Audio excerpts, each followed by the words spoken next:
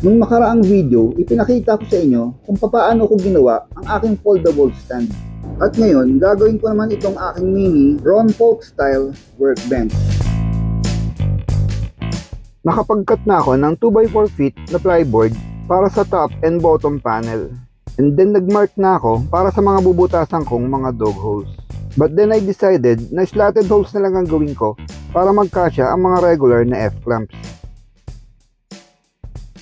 And then ni-round over ko ang bawat gilid ng mga slatted holes.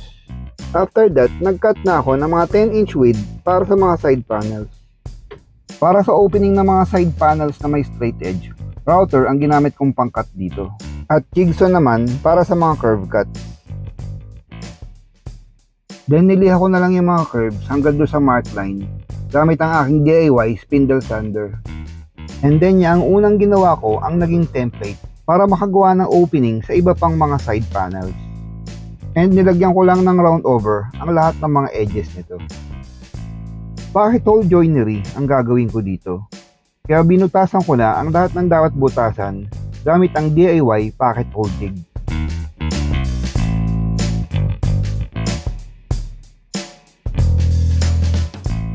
At this point, dapat nag-a-assemble na ako.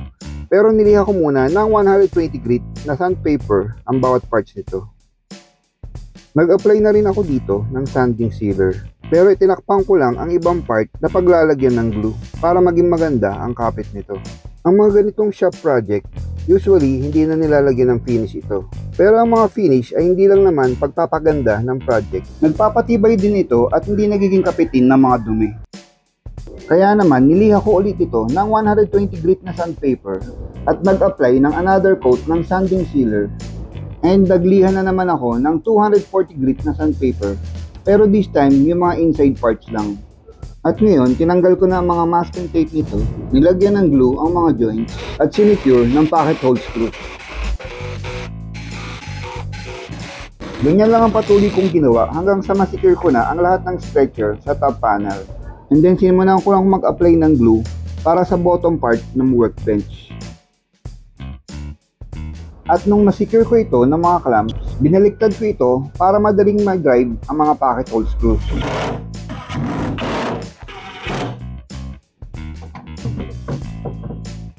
At matapos ang assembly, niliha ko naman ito ng 240 grit na sandpaper. Pero ngayon, yung outer part na lang. Dahil niliha ko na bago mag-assembly ang inside part nito, kaya naman naging mas madali sa akin ang pagliliha. Then nagmix lang ako ng clear gloss lacquer at dead flat lacquer para makagawa ng matte finish. And then electric paint sprayer na ang ginamit ko dito para mas madali kong mabarnisan ang singit-singit sa loob ng workbench. 2 coats lang ang in-apply ko dito. Hindi naman kailangan masyadong pagandahin, ang kailangan lang ay magkaroon siya ng protection. At nang matuyo ay ipinato ko na siya sa kanyang foldable sawhorse stand. At sa tuwa ko ay parang gusto ko na rin matulog dito. Masaya ako sa naging desisyon kong gawin ito. Very functional siya sa pagiging isang workbench. Perfect ito sa mga professionals, lalo na kung one whole sheet ng board ang gagawin mo. Pero para sa mga DIYers na katulad ko, okay na ang size na ito. Again, thanks for watching, keep safe, and see you on the next one.